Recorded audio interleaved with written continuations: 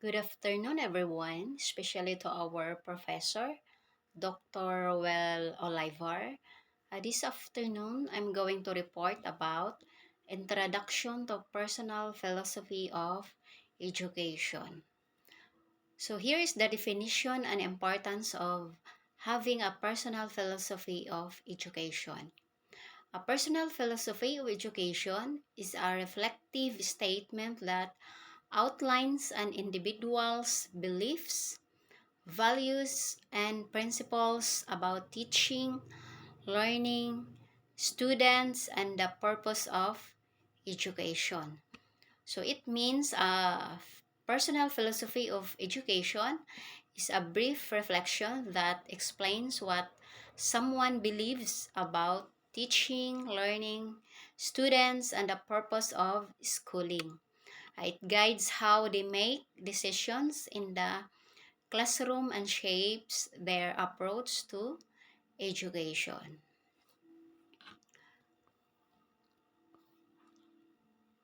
And the importance of having a personal philosophy of education. Number one, guides teaching practice. So it provides a clear sense of direction and helps educators make consistent decisions about teaching methods, classroom management, and student engagement. So it means it guides teaching practice by giving educators a clear direction for how they want to teach and interact with students. And also, it helps them make consistent choices about teaching methods, classroom management, and student engagement. So number two, clarifies belief and values. So writing a philosophy of education allows teachers to reflect on their own beliefs about education, learning, and human development. So it means it clarifies beliefs and values by giving teachers a chance to think deeply about what they believe education and learning should look like. And this reflection helps them understand their principles and how this influence their teaching. So number three, enhances professional growth. So by articulating and revisiting their philosophy, teachers can identify areas for improvement and professional development.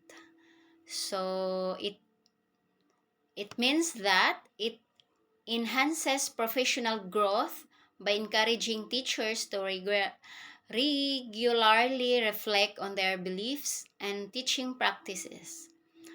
Through this reflection, they can recognize areas that need improvement and set goals for further development.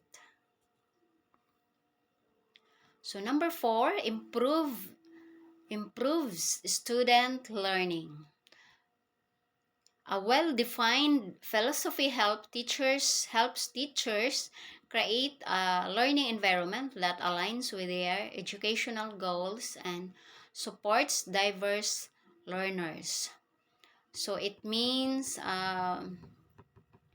it improves students' learning by helping teachers design a classroom environment that matches their goals and teaching styles. And this alignment allows them to better support the needs of different learners.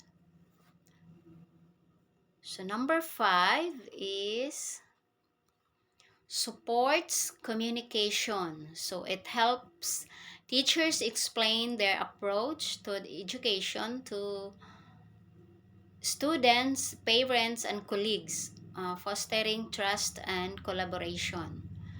So it means that It supports communication by helping teachers clearly express their teaching approach to students, parents, and colleagues. And this clarity builds trust and encourages stronger collaboration within the learning community. So, number six, provides a foundation for decision making. So, when facing challenges or ethical dilemmas, a teacher's philosophy serves as a moral and intellectual compass. So, it means that it provides a foundation for decision making by giving teachers a clear set of principles to rely on when challenges arise. So, this philosophy acts as a moral and intellectual guide, helping them make thoughtful and consistent choices. Okay, so next is components of a personal philosophy of education. So, a complete personal philosophy of education typically includes the following elements. So, number one, purpose of education. So, what you believe education should achieve, such as personal growth, social responsibility, or preparation for the workforce.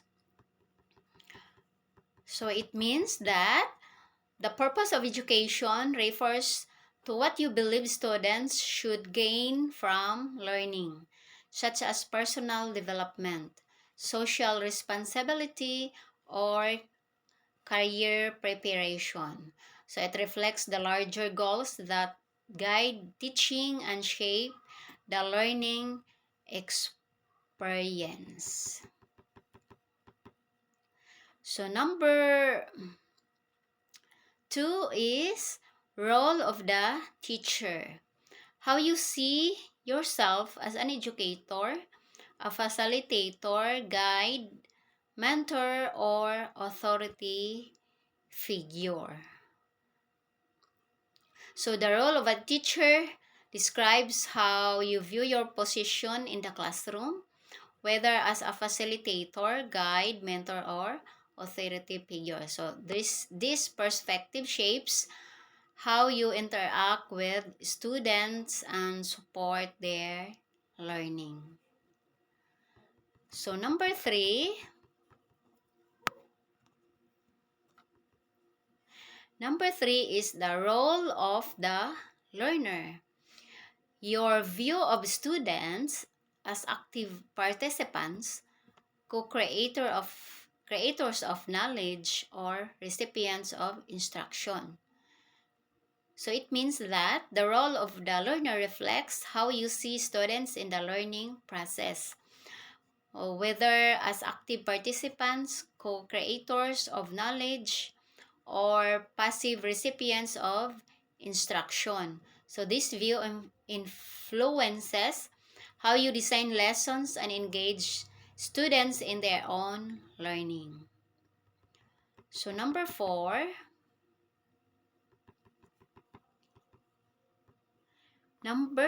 is nature of learning. Your beliefs about how people learn best through experience, inquiry, collaboration, or direct instruction. So it means that the nature of learning describes your beliefs about how people acquire knowledge most effectively, whether through experience, inquiry, collaboration, or direct instruction. So understanding this helps teachers choose strategies that best support student learning.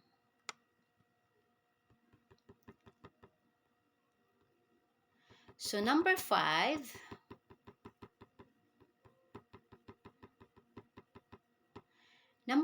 is curriculum and instruction. So what content and teaching strategies you consider most effective and meaningful for your learners? So this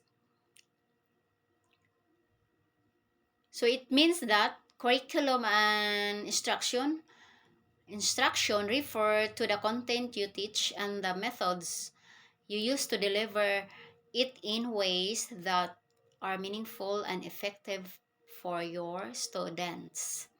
So this helps ensure that learning experiences are engaging and aligned with their needs.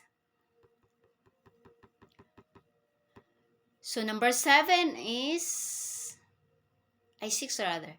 Assessment and evaluation.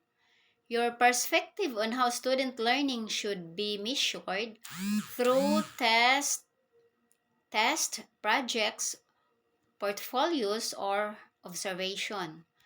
So it means that assessment and evaluation refer to how you believe student learning should be measured, whether through test, projects, portfolios, or observation.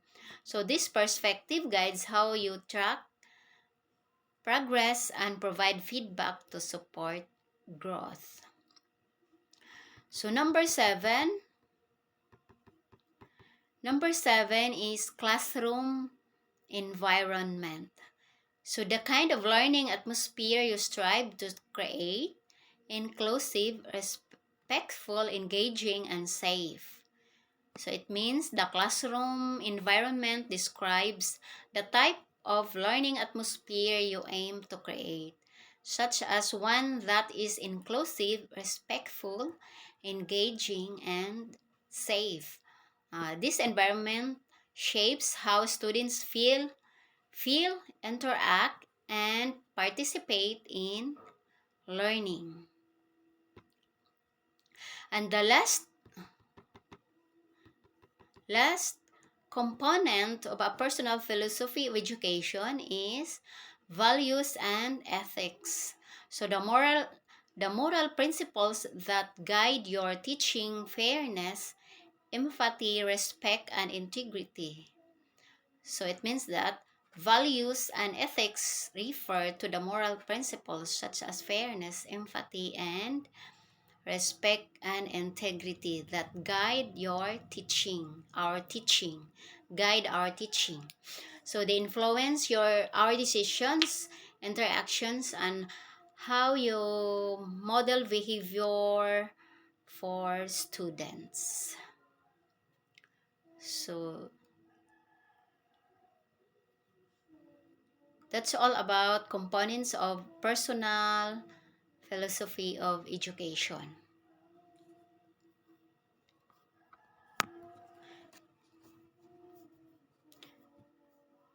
So the conclusion is a personal philosophy of education is not static. So it evolves over time as teachers gain more experience, encounter new challenges, and continue to learn. So it is both a personal reflection and a professional statement that defines who you are as an educator and what you believe education should accomplish. So that's all about my report. And thank you everyone for listening. Thank you, sir. And once again, good afternoon. So here is my activity.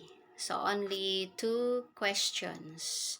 So one is what core beliefs about teaching and learning shape your personal philosophy of education, and how did you develop those beliefs? And number 2 is, how does your personal philosophy of education influence the instructional methods, classroom environment, and assessment practices you choose to use? So that's all.